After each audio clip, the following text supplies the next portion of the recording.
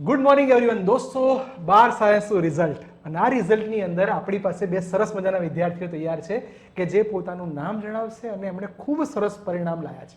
દોસ્તો, બધા વિદ્યાર્થીઓ આપણને એ સમજાવશે કે 12 સાયન્સમાં રિઝલ્ટ લાવવું હોય, 10મામાં રિઝલ્ટ લાવવું હોય કે કોઈ પણ કોમ્પિટિટિવ એક્ઝામમાં સારું પરિણામ લાવવું હોય તો કઈ કઈ વસ્તુનું ધ્યાન રાખવું જોઈએ. તો આપણી જોડે છે આર્યન.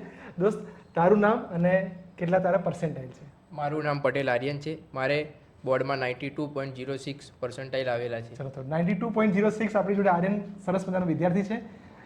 વિદ્યાર્થી લાઈફની અંદર ક્યારે વાંચવું જોઈએ? રાત્રે વાંચવું જોઈએ, દિવસે વાંચવું જોઈએ, ઘણા બધા કલાક વાંચવું જોઈએ, શું છે?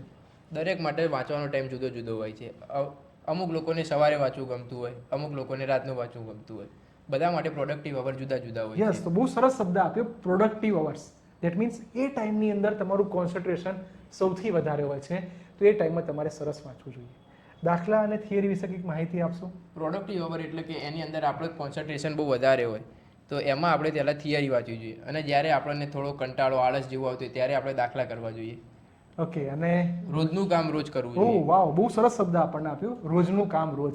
દોસ્તો, જ્યારે બી કોઈ તમે થિયરી ભણ્યા છો, સૂત્રોની તમે નોટ્સ બનાવી છે, તો ઘરે જઈને એને લગતા MCQ તૈયાર ત્યારે જ કરવા જોઈએ. તો બહુ સરસ વસ્તુ આપણને આપી, રોજનું કામ રોજ કરવું જોઈએ.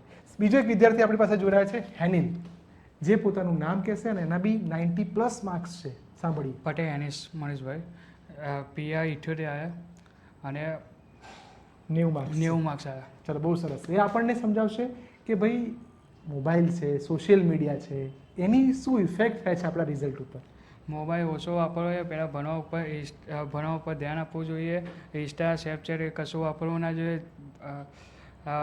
પેપર વધારે તૈયાર કરવા જોઈએ મોબાઈલમાંથી. 2019, 18, 17 એ બધાના.